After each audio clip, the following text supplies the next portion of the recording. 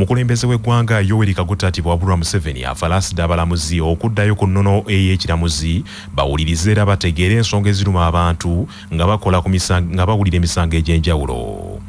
Mu bubaka bwe obusomeddwa omumyuka wa Pulezidenti Jessica Alupo mu ttabamiruka w'abalamuzi omulundi ogwa-25 mu kibuga Kampala, Pulezidenti Museven ategeezezza nti wakyaliwo obwetaavu obw'okusonjola emisango ng'obudde bukyali era giwulirwe mu ngeri ya buvunaanyizibwa n'abantu bonna bayisibwe ng'abantu.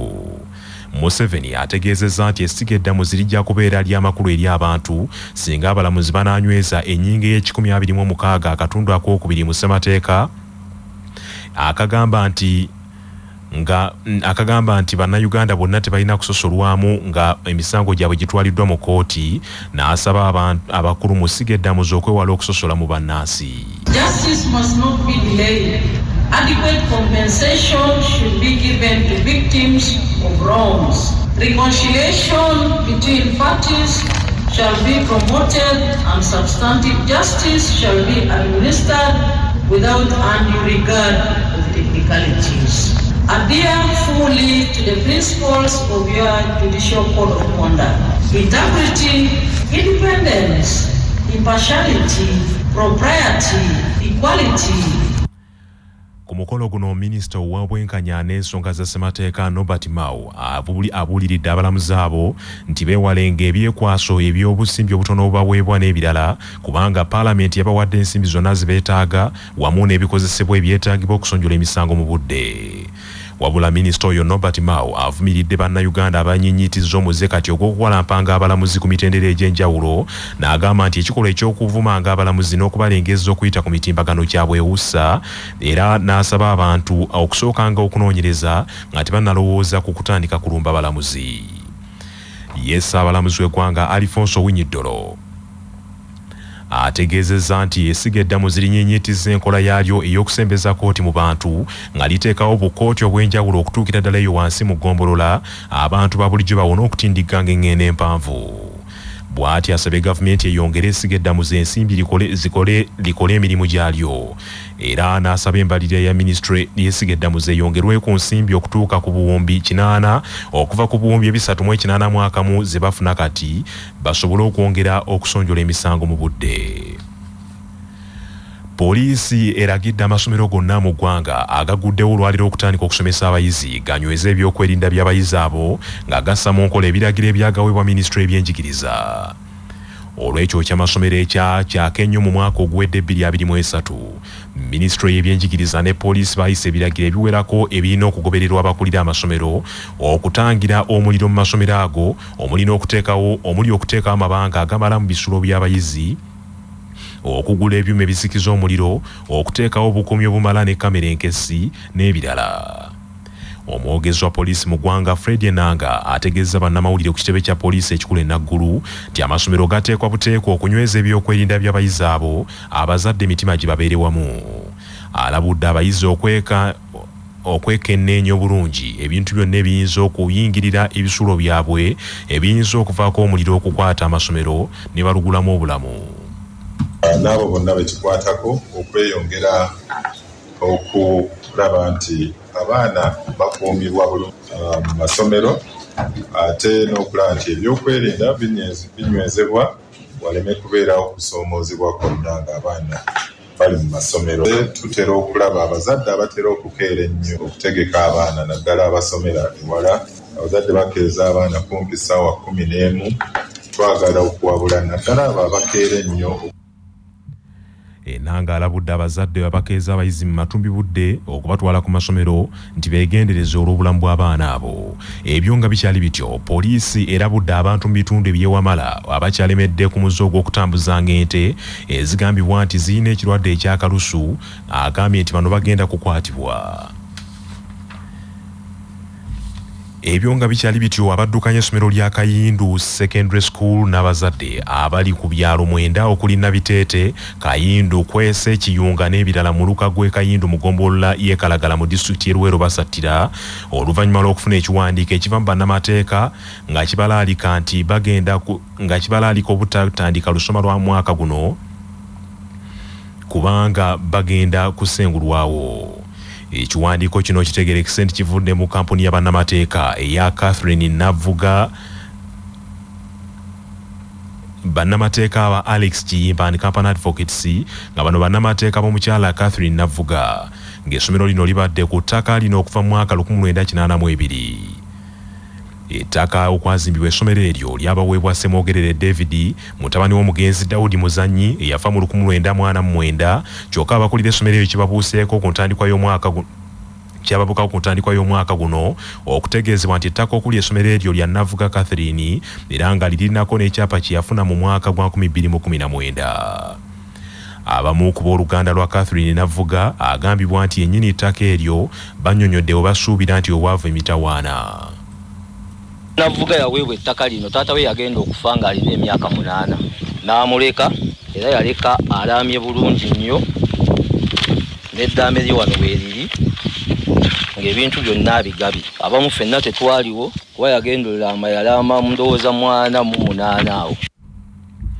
Ye ssentebe wa disitulikiti y'e Luweero Erasto Kibirango ategeezza nti bayingidde mu nsonga ezo bw'atyo n'agumya abazadde nti essomero si lya kuggalwawo. Tubadde ku bwerinde bw'amaanyi kubanga ebbaluwa yali ewandiikiddwa ng'ebagamba nti okutuuka nga 3 ogwokubiri omwaka guno tubasangawo omuntu ate ng'essomero libadde litandika lino nga 5 tuvula twanawandika mangu ebbaluwa era ku lwokutaano nga 2 okulaba nga nyimiriza ekintu kino paka wetuze tusobodde okusinziira ku mulukulu w'essomero lya Kayindu Secondary School Daniel Sebyalo embeera eno ebakubye wala kwe kulaajanira ab'obuyinza babayambe. Ng'eggye lya UPDF lyeteekerateekerawo okukuza n'okujaguza olunaku lwalyo olunaku lw'enkya. Abakulembeze ne bannabyabufuzi mu disitulikiti mu bitundu by'e Busoga basabye abakulembeze bonna abanayogerera ku mikolo gino okubuulira Pulezidenti Museven ebiruma abasoga. Bannabyabufuzi abakulembeddwamu yaliko ssentebe wa disitulikiti y'e Kaliro Ibanda Wycliffe bategeezezza nti kumeenunula abantu bangi bavawo ng'ennyindo y'enkata olw'abakulembeze okutandika okusiiga akazigo ebizibu ebiruma abantu ne bitatuuka eri omukulembeze w'eggwanga. Agambye nti Busoga yeetaaga enteekateeka nnyingi okuva mu gavumenti eziyinza okuggya abantu mu bwavu wabula kyewuunyisa nti abakulembeze olukwata akazindaalo ensonga bagiyitako kuutwe. Pulezidenti w'ekitiibwa abaiziro mu Busoga ekintu ensonga etakateekeku erijoni y'e Busoga kuzwairanga ehagiro pulezidenti ino tutakateekeremu ne poroguramu eyamba abasoga ng'eyabire Luweero obwabire Teso obwabire Omunoosi so natuwe eno poroguramu ebisoga eyamaani akoleremu yamaani batuwe no minisita abengazwa Busoga. Mu mbeera y'emu n'omubaka wa gavumenti mu bitundu by'e Rukungiri beewaayo Nsubuga alabudde abakulembeze mu Busoga abadda mu kwerumaaluma so nga bandibadde n'eddoboozi limu ku nsonga ezibagatta. Tuve mu ntalo Busoga tuweeragana ekitiibwa kuba buli muntu alina ekifo kye Katonda kyawula kyamutamu tuweeragana ekitiibwa n'ekindi bwe twakola ekyo tujja kusigala inoma. Ife ng'abakulembeze tuveeyo tube kitole tube kintu kirala. Enteekateeka bwe twogerera ziwedde ez'emikolo egyaterehe siita eginaabeera e Buseesa mu disitulikiti y'e Bugweri olunaku lw'enkya era nga n'ebyokwerinda mu kitundu kyonna bimyumyuddwa. Ekiri e Senegal dduka mwereere omukka ogubalagala n'amasasi bibunya ekibuga ekikulu Ddaka olw'obwegugungo obaluseewo mu ggwanga eryo nga bannansi bawakanya ekyokwongezaayo okulonda pulezidenti. Poliisi ekakanya obujagalalo esibye ezoba n'abeekalakaasi 10 waliwo n'abeeyiye ku paalamenti ne beecwacwanira awo okuvumirira ekiteeso ekibadde kitegekebwawo okukubaganyizibwako ebirowoozo ekisemba ekyokwongezaayo okulonda okumala emyezi emirala 6. Gavumenti waliriziddwa n'okusalako amayengo ga intaneti wonna mu ggwanga eryo okuziyiza abasaasaanya amawulire geeyisa agakukyamuukiriza abeekalakaasi n'okudobonkanya obutebenkevu bw'eggwanga. Ku lw'omukaaga oluyise Pulezidenti Macky Sall yeesalirira olunywa bwe yalangirira nti ateekateeka okwongezaayo okulonda okubadde kusuubira okubaawo omwezi guno ng'enta bw'eva ku beesimbyewo abagambibwa nti be banywanyi be abakyalemeddwa okutuukiriza ebisaanyizo ssemateeka byalagira. Agavudde mu kunoonyereza wano ku Kyabasa Famma gakutuusibwako SR Afro Chicks abakuleetedde akalungo akatabulwa mu mmere y'enkoko ez'amagi n'ez'ennyama olw'amagoba ne geeyongera akayitibwa Doctors Brand nga bali wamu ne Kyaddondo Technical Institute e Busaabala abakuwa obukugu mu bya engineering, technology ne business ku ddala lya certificate ne diploma n'obeera wa njawulo mu katale k'ebyemirimu. Mu Amawulire ag'empuna abasirikale ba poliisi y'oku nguudo bakiguddeko bwe bakizudde nti ekibinja ky'ababbi bulijjo kibayiga kyabasingadde ensumika bwe kyateeka akuuma akalondoola ebidduka mu motoka za poliisi. Poliisi mu kibuga Xiangyang ekya China ewuniikiridde okunoonyereza bwe kulaze nti ababbi bano baakozesa omukyala yali yeegonza okukamala n'agenda n'ateeka obuuma obwa GPS mu motoka za poliisi eziwerako olwo ne batigomya ebyalo nga poliisi buli wedda bagiraba. Amawulire gategeezezza nti ababbi bano baakola olukwesikwesi nga bayita mu kyalo oyo ne beesoga ekifo poliisi weesuze emmotoka zaayo, mmotoka 11 ne bazisonsekamu obuuma obulaga entambula yaazo, era poliisi emirundi gyonna gy'ebadde egobagana n'ababbi abo ng'ekozesa emmotoka amafuta ebadde ng'eyokya ga bwereere. Updates okuva mu ggwanga erya Sudan kigambibwa nti singa ceasefire agreement tesayiningibwa wakati wa Sudanese warring sides, kigambibwa nti refugees bakweyongera ate bakwongera okuddukira mu mawanga agali mu Europe. Europeans babadde buli kaseera beeraliikirira ku bannansi ab'amawanga g'enjawulo mu Africa abaddukira mu mawanga gaabwe nga bakozesa Mediterranean Sea. Kakati kigambibwa nti singa abakulu bano abageneral abalwanagana mu ggwanga erya Sudan tebasayininga ku ceasefire agreement bayimirize okulwanagana, kigambibwa nti omuwendo gw'abantu abadduka mu ggwanga lino erya Sudan gujja kweyongererako ddala. Abantu bano bakozesa amawanga ag'enjawulo kuli Libya, Tunisia okubanga basala ne bayita mu Mediterranean Sea nga bayingira Europe.